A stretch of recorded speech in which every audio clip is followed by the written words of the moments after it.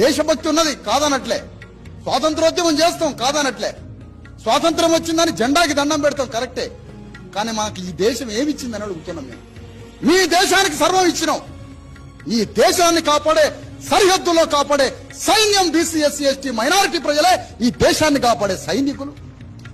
ఈ దేశానికి తిండి పెట్టడంలో రక్త మాంసాలు అర్పితం చేసి దేశానికి తిండి పెట్టేటువంటి కార్మిక సైనికులు.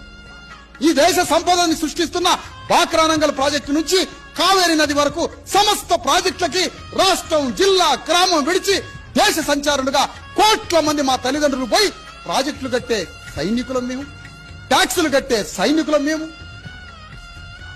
ఇంత చాకిరీ చేస్తున్నాం కదా దేశంలో.